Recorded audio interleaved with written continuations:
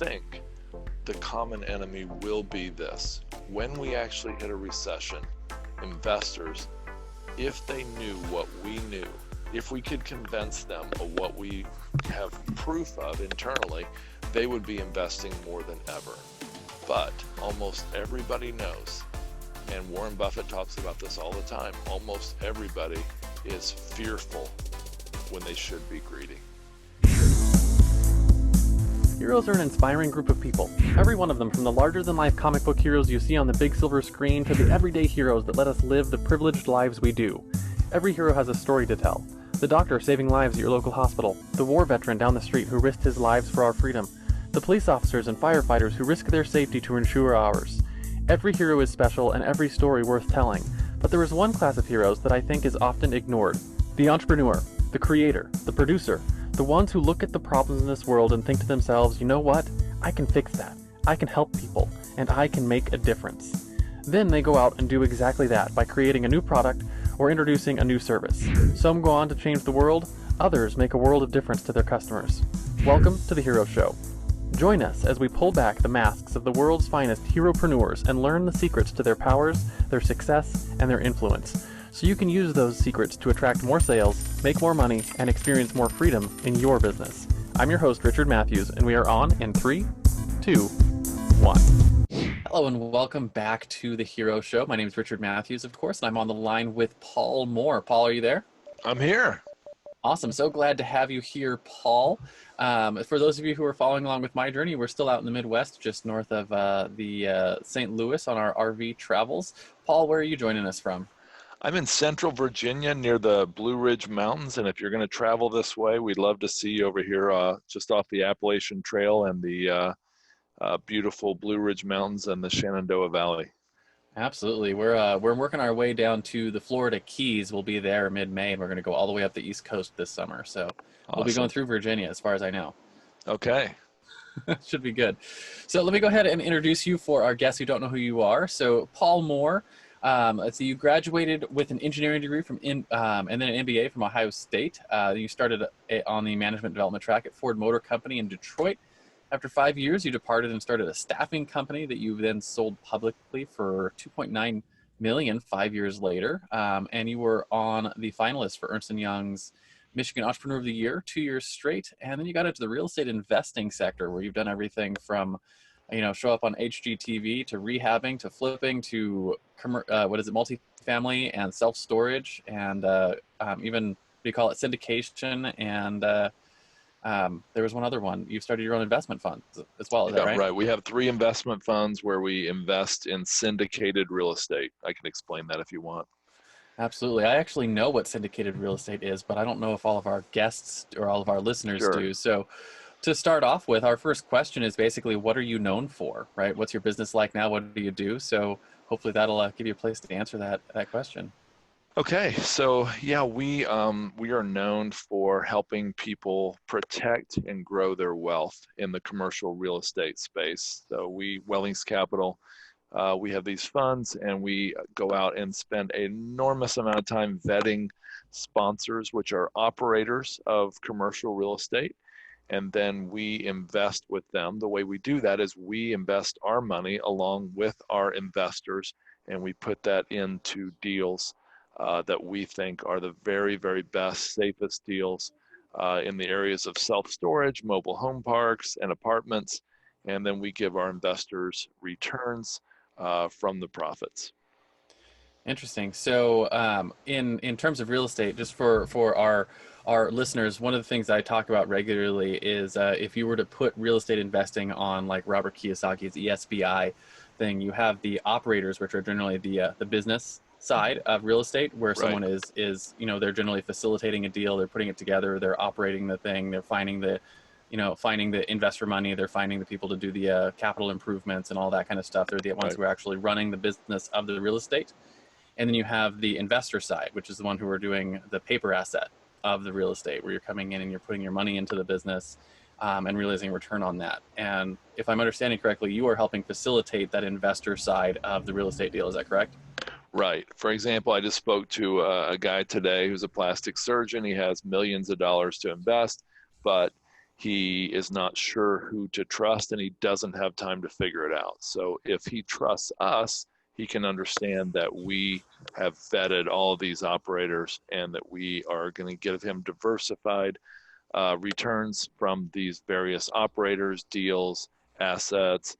I mean, these various geographies, etc. Yeah, absolutely. And just for explanation's sake, one of the things that has always blown me away is like looking at the person who's putting in their money like that is really, it's a really cool way to get their money working for them. One of my clients does commercial real estate investing, and he was talking like they bring in investors to close gaps between how much the bank will put up and how much they need to get a Right. deal going. Mm-hmm. And just as an example, they put in it was a multifamily property, and it was $1 million, and they needed to put $1 million worth of work into it. So it was Mm-hmm. like 2 million in, Right. and so they had the investors put up the other million, Right. and they gave him a 10% equity stake on the property, and it took him 12 months to I'm not sure what the term is, to turn it around, to bring it to Yeah, to highest and best turn it use. around. Sure. Yeah, to Mm-hmm. turn it around. Yeah. And at the end of the 12 months, they do a cash out refi. The investor gets his original investment back, but he keeps his 10% stake. Yeah. And so he got his money back in 12 months. And over the 12 months, he also got his 10% cut of the cash flow. And then over the next 5 years, that project tripled in value, and they sold it. Right. So the investor made his money back, made 10% cash flow for 5 years, and then when they did the sale, he made it 10% of the final sale, which was like $4 or $5 million. Yeah. So for essentially what was 12 months of having his money sitting in something, he got paid for 5 years and like realized 500 or 600% return on the original amount of money they put in, which That's is tremendous. yeah, which is just super cool because like Yeah. they're not doing anything. Yeah. Right. It's literally just their money working for them. Yeah. It's very similar to what we do. We give them actually quite a bit higher cut than that. Hmm. But the investors get, well north of 50%. And even if they get cashed out, they keep a very high stake, like in that range of 50 to 75% Of of the the property. ownership as long as we own it. But yeah, that's a very common structure. And yeah, when it goes well, it works very, very well. I think it's one of the reasons, Richard, that almost all of the Forbes 400 wealthiest people in the world invest in commercial real estate. Yeah, absolutely. And it's actually on my last mastermind we were at this year for my group of entrepreneurs that I work with. One of my goals was to take profits from business this year and find a way to get them into commercial real estate. It's one of my next goals personally. Awesome. That's a good goal. Yeah, hopefully. So we'll see how that goes. So what I want to talk about a little bit is your origin story, right? We talk on the show all the time. Every hero has their origin story. It's where you started to realize that you were different, that maybe you had superpowers, maybe you could use them to help other people. So how did you get started into this world of entrepreneurship? Yeah, so even when I was a kid, I was always like the one who was out selling raffle tickets in the rain or, just really busting my butt. I think my mom really drove me. My dad was an incredible, wonderful influence on my life. We'll maybe talk about that again, but um, my mother really drove me to be the very best I could be. And so when I got into college, I found myself during college starting like a business to sell Easter baskets to kids at Easter. I sold them to their Nice. parents to deliver to their door, or birthday cakes and balloons to, deliver to their dorm room on their birthday. And um, found myself at Ford Motor Company really enjoying it and really liking it. But 30 to 45 days, I think, after I started, I was already a little bored at Ford. And I started thinking of ways I could start a side business. So I started spending evenings and weekends trying to research, trying to start an oil change shop in Farmington Hills, Michigan, or a property tax consulting business in Dearborn, Michigan. Those were two real ones. And over that next 4.5, 5 years, just kept chipping away at that till we found one that was worthwhile. And then both my business partner and I quit Ford, and the rest is history. Yeah, that's it's amazing how common that is in the entrepreneur space where you're like, and I think people who are getting into the world of entrepreneurship don't realize that it happens this way, that you have to like those stats that like 1 in 10 businesses fail in their first 5 years. A lot of that is entrepreneurs being like trying something like that doesn't work, trying something else that doesn't work, trying something Yeah. else that doesn't work, trying something else that doesn't work. Right? Yeah. It's the the businesses that fail or don't work or they don't materialize well. It's not necessarily the entrepreneur that fails. Right? The Right. entrepreneur's got other things that they're doing, trying to figure out. Yeah. I mean, we've all heard the quote from Edison, about how he didn't really fail. He just found, 10,000 ways not to do it or whatever it was. But yeah, I mean, Richard Branson, look at him. I mean, I don't have the exact stats, but I think I understand that he's had something like half of his business ventures fail, yet he still has hundreds that have succeeded. Yeah, yeah. Mine is much lower than that. But I have over the course of the last 10 years have several of them that just didn't go the way I planned. And, Right. now I'm doing the things that are working really well. But yeah, that's the way it starts off for most of us. Yeah. Right. Trying a bunch of So things until true. you find something that works. Yeah. So in that sort of exploration and finding your first, because your first business was the one that succeeded was the staffing company, right? Hmm. Yeah. So talk a little bit about your superpowers, right? So your superpowers are what you do or build or offer this world that really helps solve problems for people. And the way I've been framing this for guests lately is if you think of your skill sets, like all the skills that you have, there's probably one of them that really energizes and powers the rest. Like for me, that was, systems and processes. I'm really a system process guy and realized that a lot of my other skills I had developed because I was able to see the systems that other people didn't see and really learn things quickly. And which meant a lot of my skills were derivative of that one skill in the systems and processes. And I had based a lot of my businesses on derivative skills, and I didn't really start growing until I focused my business on the the zone of genius, so to speak. So, with that kind of framing, what would you say your superpower is? I had created or sold that business years later. I had already started flipping houses, and a friend of mine were standing on my back deck, and I remember he said, "You're really creative," and I said, "What?" I said, "I'm not creative at all. I can't draw. I don't do art. I don't do." And he's like, "No, I know, but," because he was a really good artist. He said, "No, but you're really creative. Look at all the businesses you've started. Look at all the writing you do." Because I had, uh, well, I think I was just about to write my first of 3 books. And I said, "Really?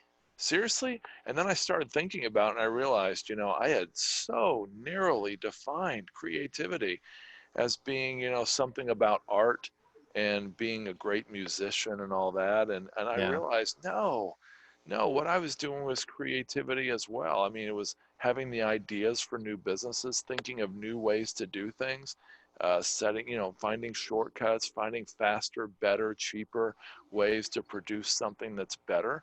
And so I think creativity, if I had to put like a generic term on it, that's where I would go with that, Richard. If I was going to be really more specific, I would specifically say writing, because I do a lot of blog posts. I'm working on my 4th book.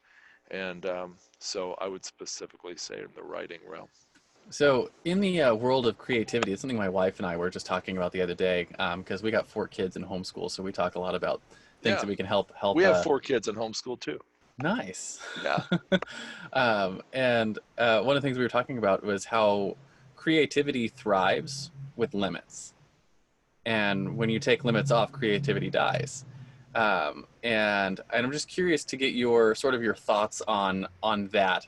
And just for context sake, some of the things that we've talked about is like when you have a goal for something. When you say, "Hey, I need to get this accomplished by XYZ date," that's a time limit you've put on something, which gets the creative juices flowing, right? Right. Or children, for instance, when you put them in a park, if Right. if like when you let them out for recess or whatever, they'll just stay on the concrete pad, Right. unless you put a fence around the grass thing, and then they'll go out into Right. the grass, right? Because limits actually help people thrive and help Right. creativity thrive. And I'm just curious what your thoughts are on that. Yeah, I think that's absolutely true, because I mean, I have a daughter who's very creative. She likes to draw and do all that kind of stuff. But if I don't give her some kind of structure, Like, for example, I started having her draw um, pictures for my blog posts. She would draw like cartoon images for the blog post, and that just gave her all kinds of ability to thrive. And we've all heard the stories about kids, putting kids out in the street. They'll huddle together in the middle, but if you put a fence around it, they'll go and explore every corner of it. So Hmm. I think that's absolutely true. And I don't know exactly how it applies to me. I know that if I didn't have writing deadlines, that would be a real problem. Yeah, I know Yeah. if I didn't have goals set up for the blog posts I want to post and the emails I want to get out, that would be a real problem. So yeah, I would say I would say that that is true. Yeah, and I know like for me, like looking at some of the stuff we do in our business is like, I've got this process and my goal, like I have one of the limits I put on all the processes that we build is I want my people to only do what only they can do, Yes. right? And so Yes. it's a limit. It's an artificial limit, right? They could do all sorts of things that that isn't their zone of genius. But when we're building processes, I'm like, how can I make it so this person is only doing things that really only they could be doing? Right. And it's a limit that really unlocks the creative potential of building a Right. good system in your business. So each person's only doing that. And like I find that whenever I'm approaching something, the first thing that I start with is what are my limits? Like where are Hmm. the things that I want to, what do I want to constrain it with? Because it's those constraints that really Yeah. allow you to develop something cool. Yeah, Dan Sullivan, who is the head of strategic coach, talks about how do you find those exact limits. And one way is to find out what you constantly procrastinate.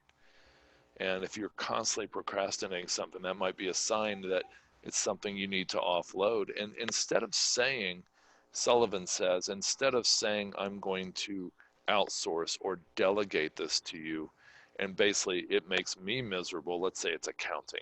It makes Hmm. me miserable. Why don't you be miserable with it? Instead, look for the person who loves accounting and then just set the limits, like you said, around them and say, look, this is all you're going to do, just what you're really, really good at and energizes you and gives you joy. So when that person goes home, they're full of energy and joy because they did what they were created to do. And I didn't do what I was not created to do, which is Yeah, yeah, accounting. it's a powerful way to think about it. And I know there's definitely a lot of things in my business that I'm so glad I have people do for me now. Right. Um, so just out of curiosity, I know there's a lot of things in the real estate business, like everything from acquisition to dispositions to doing the research on products and doing your due diligence and whatnot. What's Yeah. your least favorite thing to do in real estate that you absolutely have to have a team member do for you, or you would just not survive? Yeah, I would say, it would probably be ongoing property management. And this is actually why we changed models. We don't actually own and operate our own properties anymore. We work with third parties to do that. So we are, the people that are creating content. We're talking to investors and we're vetting operators, and we love all three of those.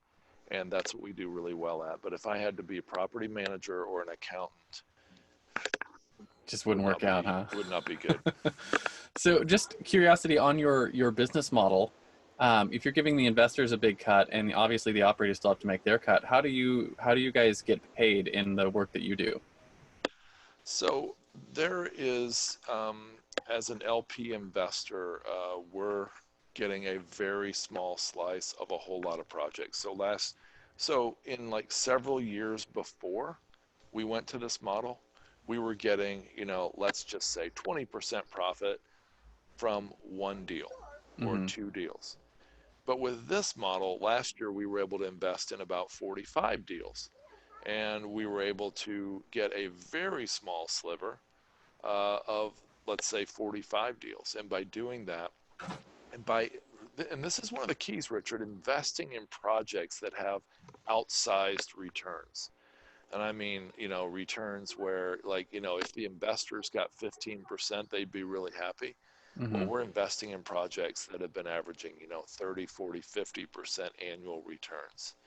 And so by being able to get those higher returns, we can give the syndicator, the sponsor, a nice return, the investor way more than they ever dreamed, and then we get a small cut as well. So do you find just personally that doing the smaller slices of more projects is more profitable than the large slice of fewer projects? Yeah, yeah, for us it certainly is. And I think the key to that is that we're not the operator. Like I said, we're finding the very best in class operators we can. So if you were guys were operating it, that would just change the profit potential significantly. Well, it would mean we'd have a huge internal staff, Yeah, you'd and have we'd have to overhead. manage those staff. We'd have all the overhead and all that. And so we're working with people. I mean, I'm working with a young guy who's in his mid 30s. I mean, I think he's going to be like one of the next Warren Buffetts. And so for us to be able to identify him at this age and be able to pump a very large amount of money to him, I mean, we gave him, well over, well north of 10 million last year to be able to operate. That was a huge thing for him. And I mean, he was able to really put that to work and do very well with it. That's awesome. Yeah, yeah. So it's an interesting business model that you have because most I work with a lot of real estate investors and not many of them are doing. I don't think I've talked to anyone who's doing what you're talking about doing here. Most of them are either they're the operators who are bringing in investment funds Yeah, themselves. right. So Yeah, it's interesting to have like a third party who's putting the funds together and right. investing that way. So I'm just curious, have you seen any, or do you see any potential in the commercial space for moving into, say, the residential assisted living, or the what's the other one that seems really good, the drug and rehab as I know a commercial? little bit about that. We, so we're always thinking we're really slow to move into a new realm, but we're always thinking about, okay, self-storage, mobile home parks, etc. Multifamily's already so overheated that, there's going to come a day when those are overheated as well. What are we going to do next? And so I'm already looking at senior living Yeah, yeah. as the So next thing. the senior living is the one that I'm really excited about. Yeah, we have an operator. So we have, actually, I should say, an investor, one of our large investors who happens to be near St. Louis, and he is an attorney. And he actually is looking really hard at the senior living area. I mean, he actually has been looking at it for years, investing in it, and now he's leaving his corporate job to go raise money full time for senior living deals. And the deals he showed me are really, really impressive. Yeah, yeah. The only thing that scares me about the residential assisted living or the senior living is that it's two businesses, right? You got the real estate business and you have the care business, but it's also what makes a residential home that if you were single family investing it, you might have $1,200 or $1,500 profit at the end of the month. But that same property, when you've turned it into residential assisted living, is now 20 or $30,000 a month in revenue. Yeah, Um, so I'm aware of that model. And the one we want to invest in, Richard, is actually not the kind where there's healthcare professionals mhm. there. This is more like a step before they would get into really assisted living. This would be more like senior residences, like flats, town, like condos for seniors. And that's Mhm. worked out really, really well. Now, it's funny because one of the reasons mobile home park investing works so well is that, as sad as the statistic is, 6 out of 10, so 10,000 Americans turn 65 every day. It's up to 6 out of 10 of them have zero or under 10,000, actually, is the number saved for retirement. So, how Wow. are those people going to afford senior living? Well, my answer is they don't have to. A lot of them can probably only afford to stay in their house or get a mobile home. And that's why mobile home park investing works so well. Only a tiny slice of that population has to be able to afford, these senior condos to make the model work. It would only be Yeah. a small percentage of the population. And I know the thing that's excited me about the assisted living is you mentioned a thousand seniors a day are turning 65, Right, and the same thing's happening. We're like that number is going to hit 85, right? It's going to be 1,000 seniors a day hitting right, 85 here in the next 10 years.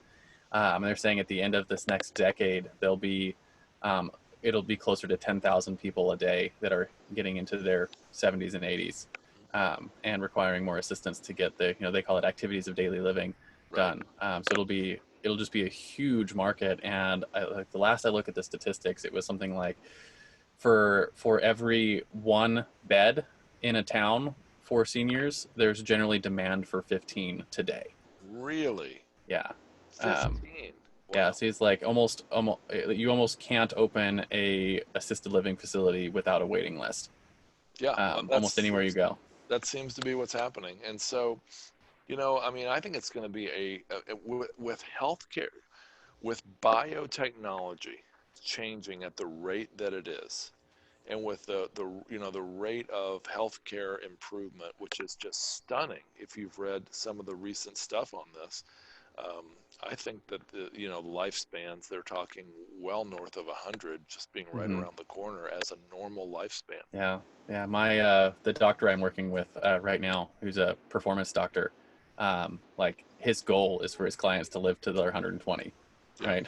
And he's like, he's starting at me in my mid 30s, right? He's like, if we do everything, if you keep some of this stuff going until, on top of the technology that's changing as we go, he's like, there's no reason why you can't live to be 120. yeah. Um, and he's like, some of the people who are in their 80s now who've lived their whole life destroying their bodies, but don't have that same opportunity. But for someone at my age who's looking at what we know now and what's changing over the next 10 to 20 years, he's like, there's no reason why you can't live to be 120 if you follow some of this stuff properly. So No, I yeah, totally believe that. yeah, it'll be fascinating. So Yeah. um, so I'm going to move on a little bit, and if your superpower is one side of the coin, the other side of that coin is your fatal flaw, right? So just like Superman has his kryptonite, and if you said you're not familiar with superheroes, kryptonite basically makes Superman not function at all. Right. So my curiosity for you, is there something in your life or in your skill sets or whatever that you think has been holding you back Yeah. from success? What is it? And more importantly, for people who have struggled with it, who are listening, how did you deal with it and overcome that? Yeah. So I've got a podcast called How to Lose Money. I'm the Nice. co-host. And so we talk about failures, pain, loss, agony on the road to success with entrepreneurs and investors and business managers. And in fact, we just interviewed Gino Wickman, the guy who wrote Traction, and we had a wonderful time doing that. But um, I find that people learn more from talking about their failures and their kryptonite, if you will. So I'm happy to talk about this. For me, it has been a combination of being really relational and trusting people too easily, number one. Number two, being loyal too quickly to some of those people. And number three, chasing shiny objects. So here's where that comes together. Over the years, I found myself, and I've got systems and people in place to make sure this doesn't happen now. But over the years, let's say I really liked somebody. Let's say I had dinner with somebody or lunch, and I just really liked a guy, and he had an idea for a new business. And let's say it was just what you said, assisted living. So I would be like, by 5 o'clock that day, I would have already started researching it. By the weekend, I would have stacks of information about it. I would have bought several books on Amazon or eBay. And I would be, within a week, setting up an LLC to go into partnership with them. And so that's my tendency. That's my kryptonite. And so now that we partner with operators in self-storage, mobile home parks, etc., I had to get rails in place to make sure I wouldn't do that. And so one of the ways I did that was I hired 5 years ago, hired a wonderful guy who's almost the exact opposite of me. So he's not super relational. He's all about the numbers and the facts and the books and the statistics. And he's like, his attitude, although I'm oversimplifying it significantly, his attitude's like, Paul, I don't care if you like him. I don't care if you had a great lunch and coffee. And I don't care if he goes to your church or whatever. I don't care. I just want to know the facts. And so it's been great because it's just helped. Both of us have helped each other so much because we bounce back and forth. And even though I'm the majority owner in the company, I made him a junior partner recently. and he has ownership. Because of these guardrails I wanted to set up for my kryptonite, I actually made him 50-50 voting partner. So he and I both have to agree before we'll invest a dollar in anything. And that's been so good. Yeah, that's awesome. And it's interesting too, because it's actually the same solution that I had for my kryptonite, right? So my kryptonite tends to be perfectionism, Mm, right? Where I'm like, I want something to be exactly the way I think it should be in my head before I bring it to market. yeah, And, we all know that that's not a realistic goal. Like, there's no such thing as perfection.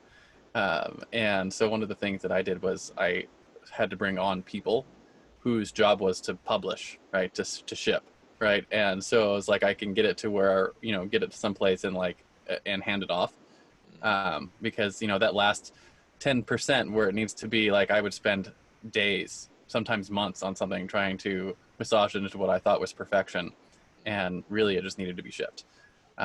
And so that's now I'll get something to where, like, hey, this is where I want, I get it somewhere, and then the last bits of it I always hand off to someone else so they can do the last bit of it and publish, or ship, or whatever the thing is.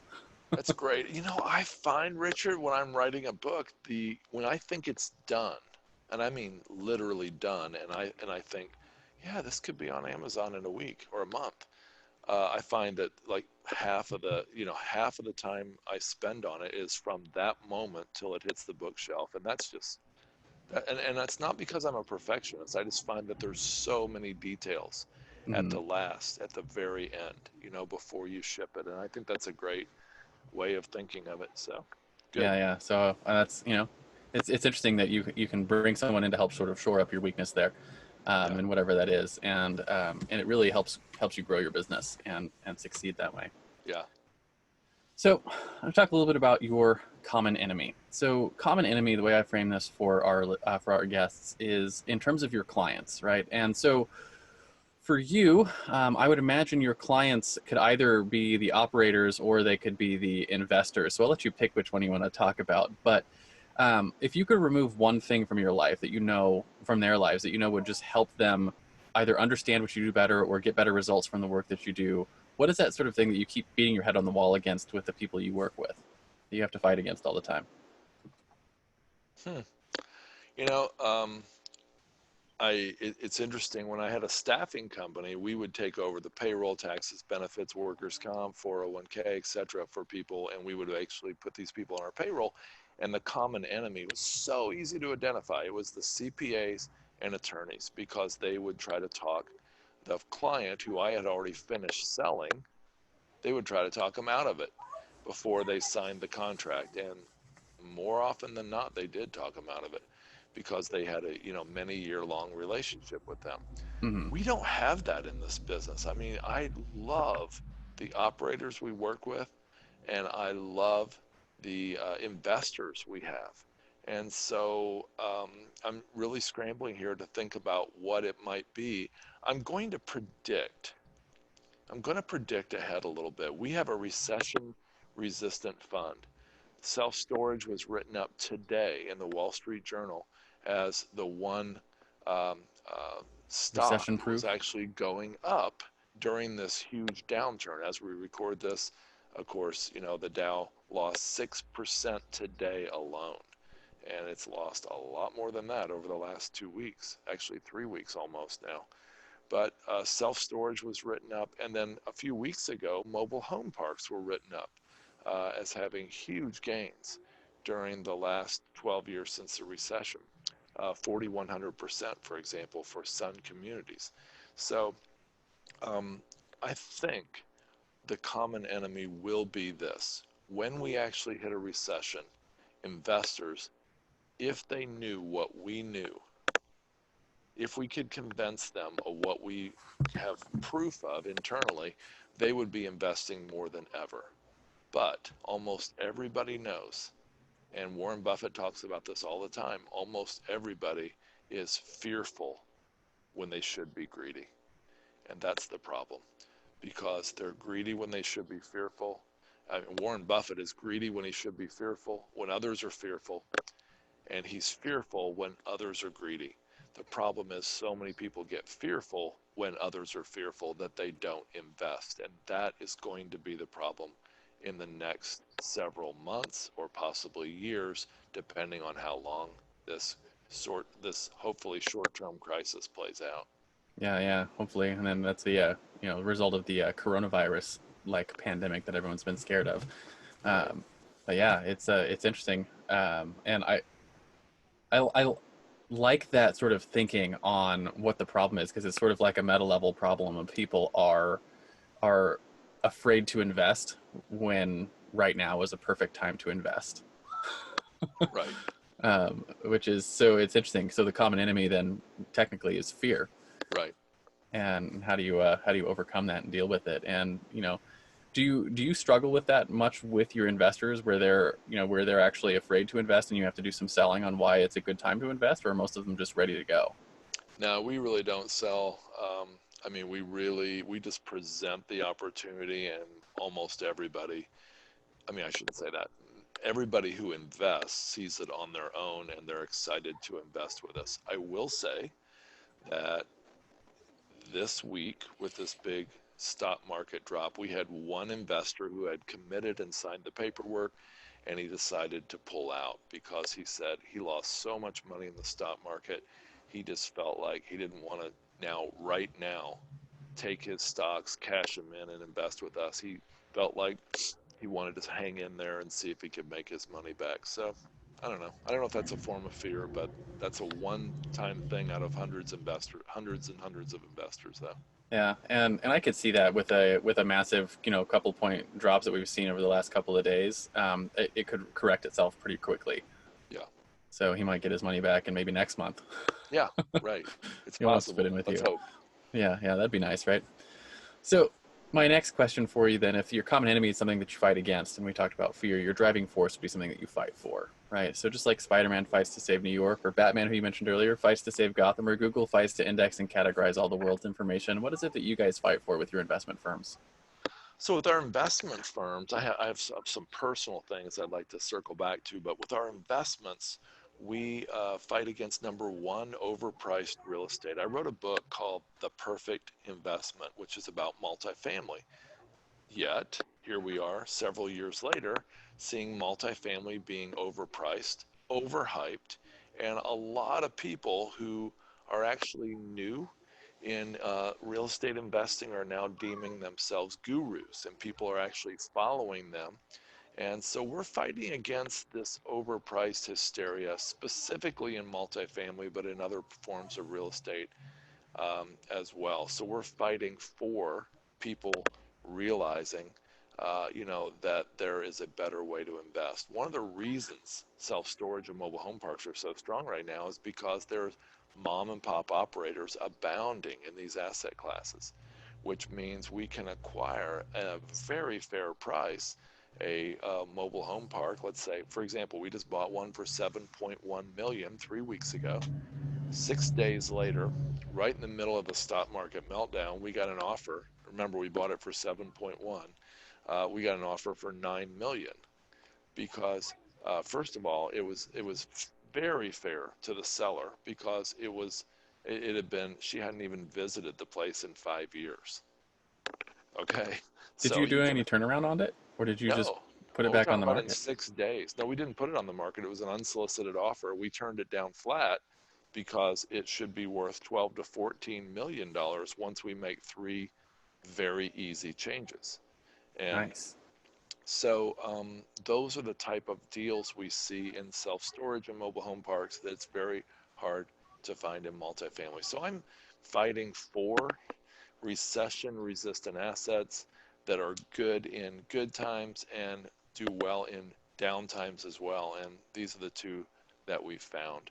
Now, we're also fighting for transparency, for good reporting. A lot of operators are known in this world to not keep their investors in the loop, to not, pay out the dividends they say they're going to, and then not even be reachable by phone or email. We are the extreme opposite. I guess we over communicate a little bit, and that's Hmm. something that we make sure our operators do with us as well.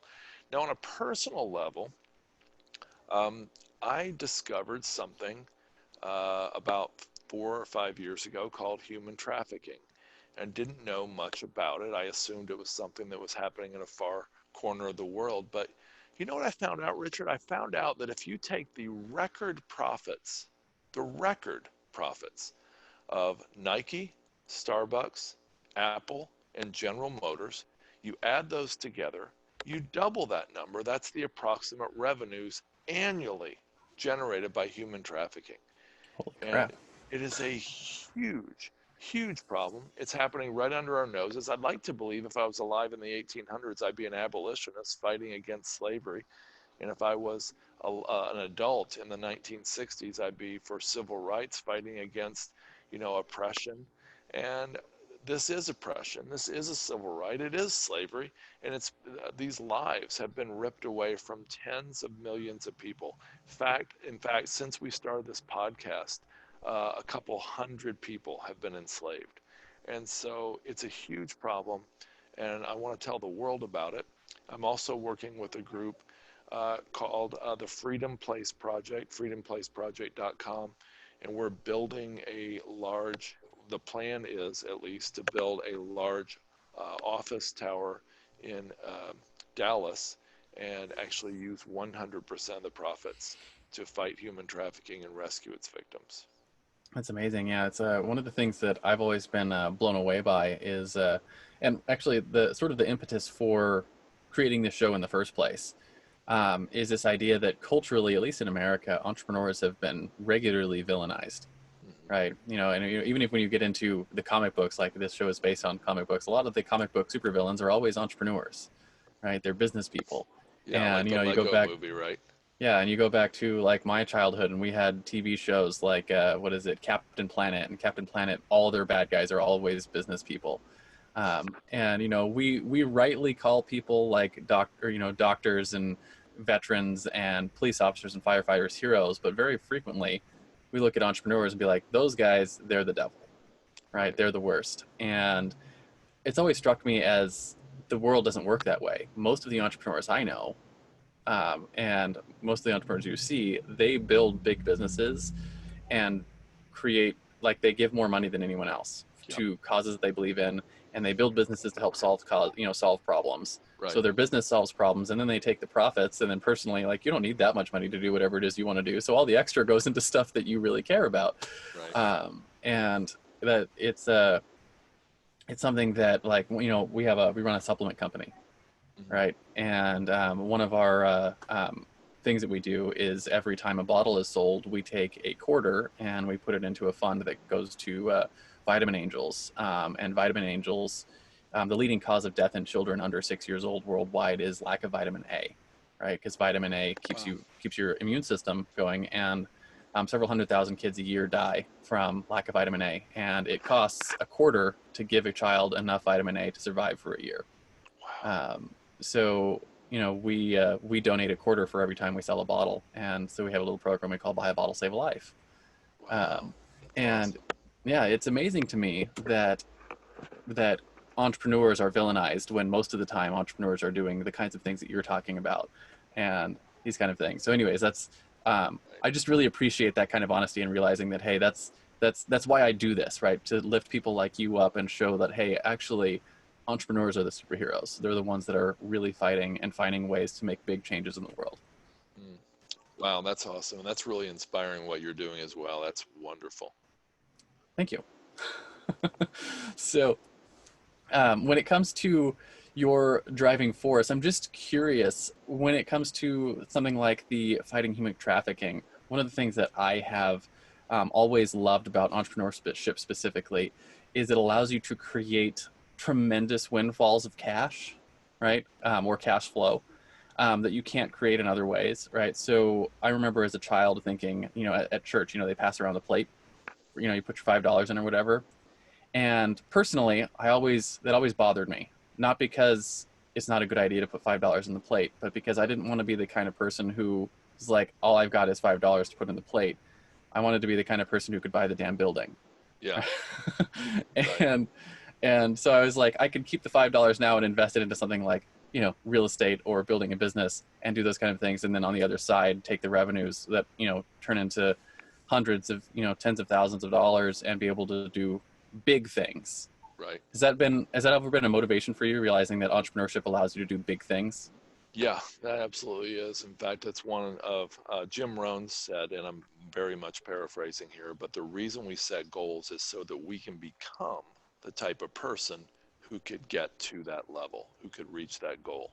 Mm-hmm. And so one of the reasons I want to be a better entrepreneur is so that I can, eventually contribute tens or even more than tens of millions of dollars to fighting human trafficking and rescuing its victims and some other things I'm passionate about. So absolutely, I completely agree with you, and I want to be in that position.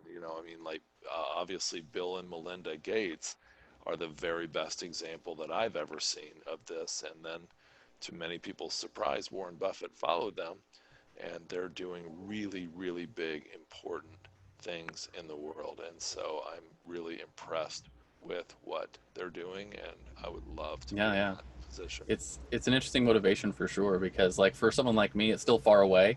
Like Yeah, it seems like it's far away to be a point where you can make a massive impact on something. yeah, But you realize that like it doesn't take a huge amount of money to, for instance, control the conversation nationally, right? To have an impact on what's being talked about.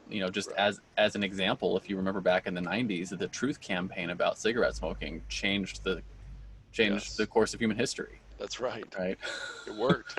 Yeah, it worked really well. And there's a number of things that probably could use that kind of push, and it's not outside the realm of possibility for Right, like someone like you to put together the funds for something like that with right, the success of a building like one you're talking about in Dallas or things like that. right. So, anyways, it's really cool. It's a high level topic, but it's fun to see that that's sort of what we're building towards is how Yes, can we make big impacts. that's awesome. Wonderful. So move on a little bit in the interview. I know we've only got a few minutes left. You got a hard cutoff in about 10 minutes. So we'll move through these last couple of questions quickly. This one's practical. Call it the hero's tool belt, right? Maybe you got a big magical hammer like Thor or a bulletproof vest like your neighborhood police officer. What are some of the tools you use on a regular basis, in your business that you just couldn't do what you do without them, right?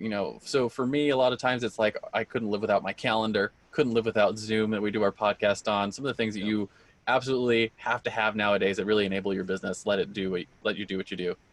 Yeah, so one thing would be following the principles laid out by Jay Papasan and Gary Keller in the one thing. Mm-hmm. And that would be just, basically being part of the one thing mentoring group. That's been really helpful. Another one is HubSpot. We use HubSpot quite frequently, and really love that tool. Of course, we use Zoom. I use Google Calendar. Um, Email has been sort of the Achilles heel of my existence because I need it, I love it, I have to have it. At the same time, it's the thing that if any one thing gets in the way of me getting my big, big goals and my big rocks moved on a daily or weekly basis, it's unexpected emails. And, I've come to expect them, of course. But yeah, but of course, just using email software would be another one for sure.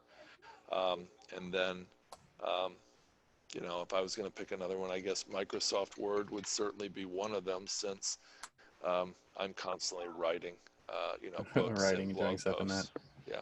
So for your email challenge, if you haven't picked it up, what's his name? It'll come to me. Tim Ferriss in his 4-Hour Workweek book Yes. has a whole section in that book about how to offload your email to someone else, so you only see the stuff that you need to see. That might be Yeah. useful. I need to revisit that. I told Ben, who my partner here, that I really, really need to revisit that book. And I remember that being in there. I think I saw that book back in 2011 or so after Yeah, it came out. So yeah, thank you for yeah. reminding me that. It's a good. He's got a whole section in there, and it's just like here, and he just goes over like here's how he handed his email off to someone else, Right. and that might let you move some rocks forward. Yeah. I need to do it.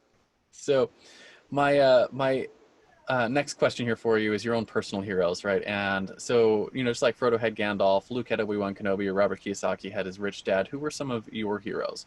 Were they real-life mentors, speakers or authors, peers who were a couple of years ahead of you, parents?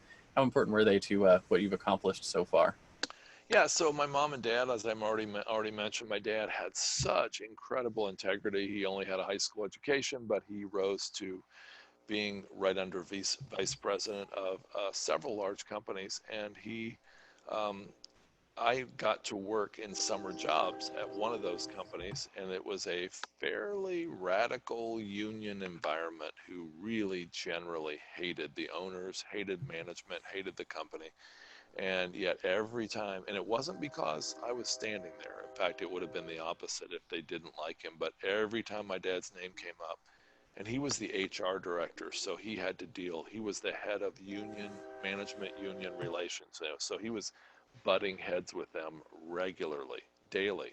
And every time his name came up, they were like, they said it with such respect, and they would say, we this lion company lies all the time, but whenever your dad speaks, he tells the truth, and we know if he says it, even if it's not in the contract, he will never break his word. And that spoke to me That's so awesome. deeply, and that has just been an amazing, a mentoring thing for me. Um, Other heroes I already mentioned, although I wouldn't really consider them heroes, I think what they're doing is so amazing, and that's Bill and Melinda Gates. They could have so easily, everybody knows this, could have so easily rode off into the sunset, been, bought a Hawaiian island or something by now and just enjoyed life. But instead, they're going around the world making a real difference. Warren Buffett, his investing strategy, I'm actually writing a book called Warren Buffett's Rules for Real Estate Investors. I'm translating what he's done in stocks and buying and selling companies into the real estate realm. And so the more I read about him, the more I am amazed. Now, I wouldn't necessarily consider him a hero in my personal life, but certainly as far as his investing strategy, I really would. Another would be Heidi Baker. Now, you might not have, your readers or your listeners might not have heard much about Heidi Baker, but Heidi Baker is a modern day Mother Teresa. She works in Mozambique, and she went there. She grew up wealthy. I think it was in Newport Beach, California, something like that. And she had every privilege possible. She gave all of it up to live without electricity, extremely poor in, um, in Mozambique for decades. And she has literally shifted the entire country for the better, for the good. And it is so amazing. Look her up. Her name's Heidi Baker, and I would say she's certainly one of my great, great heroes. That's awesome. Yeah, it's amazing that one person who takes a stand can change the course of history. Yeah, I'll have to look her up. Maybe we could get her on the podcast. I don't know if that's a thing that we could do, but maybe. wouldn't that be great? Yeah, it's Heidi and Roland Baker. That's her husband. Awesome. So, last question for you, since we've only got a few minutes left. Um, your guiding principles. What are top one or two principles or actions that you put into practice every day that you think contribute to the success and influence you guys enjoy with your companies? Maybe ones you wish you had known when you first started out on your entrepreneur's journey. Yeah, so one would be certainly Warren Buffett said um, that really successful people say no a lot. And the very most successful people say no almost every time. And so that is one that we live by. That is why we vet so many potential operators to be to partner with, to invest in. But we say yes so infrequently because we usually, are going to find reasons to just pause. We would, and a second related rule or principle would be that we would rather not invest at all than lose money. In other words, it'd be better for us to do a sin of omission, not investing, than commission, and that's investing in the wrong project or with the wrong partner. On a grander scale, I would say that one of my guiding principles and everybody, my company's guiding principles, we really believe that we were created by a loving God, and we want to honor him every chance we can. So we want to do everything we can to honor him, whether anybody knows or not. We want to do what's right. So that's really important to us. That's awesome. Yeah, and I feel the same way. And it's interesting to see how that affects your decision making too when you believe that, and you believe that every person you're working with was created with that same spark of divinity, and Yeah, so it doesn't it sort of forces you to treat them fairly and treat them as equals because they yeah, are. right. Absolutely. Yeah. And I really like the rule about saying no more often than yes. I had a friend of mine who has been a really good, friend and coach in my business life. She mentioned to me that the most successful business people in the world will generally, they do just one thing, right? Yeah, And they're militant about the one thing that they do. yeah, And they won't do anything else. And it's right. along the same lines of they say no to more things than say yes to, because like if it doesn't fall inside their zone of genius, they don't do it. Yeah. And Oh, what a dream. Gary Keller said that those who really succeed say yes to one thing and no to 10,000 distractions along the way. I could see that, and I need to work on that in my life personally. Yeah, me too. So that basically wraps up the interview. Thank you so much for coming on. I got one last little thing we do called the Heroes Challenge. Heroes Challenge is really easy. Do you have someone in your life or in your network that you think has a cool entrepreneurial story? Who are they? First names are fine. And why do you think they should come on our show and share their story? Yeah, his name is Barry, and it's actually Barry Farah. Barry Farah ran for governor of Colorado 2 years ago. He didn't get to the final round, but he has done an amazing job as an entrepreneur. He's been able to shift and move, and he lost money, and he's made money, and he's just always bounced back, and I've always really admired him. And so, yeah, I think you should definitely have him on the show if you can. Awesome. We'll reach out so we can get contact details later. So thank you so much for coming on the show, Paul. Last thing here, where can people find you, right? If they are interested in picking up any of your Yeah, books, or if they're interested in working with you as an investor. yeah. And I guess more importantly, who are the sort of the ideal people to reach out? Yeah, accredited investors who want to diversify into commercial real estate, but they don't know who to trust, where to start, where the on ramp is. That would be the people we want to work with. And they can reach me at my website. It's wellingscapital.com. That's WELLINGS, wellingscapital.com. Awesome. And I assume that if you're listening to the show, you know whether or not you're an accredited investor. Yes. Um, so, if that's you, definitely find Paul and reach out to him. I personally know commercial real estate is a huge goal for me, and if it's not for you yet, it is a fantastic place to put your money and have it learn to work for you. So Yes. take the time to reach out to Paul. Again, Paul, thank you so much for coming on the show. We've hit the top of the hour. I know you got to go, but before we do, you got any final words of wisdom before we hit that stop record button? I think I said it as far as, staying focused on your one thing, saying no a lot, and learning the difference between investing and speculating. Investing is when your principal is generally safe and you've got a chance to make a return. Speculating is when your principal is not safe and you've got a chance to make a return. Stick with investing. You'll be happier in the long run. Awesome. Thank you so much, Paul, for coming on the show. Thank you, Richard. Okay, take care.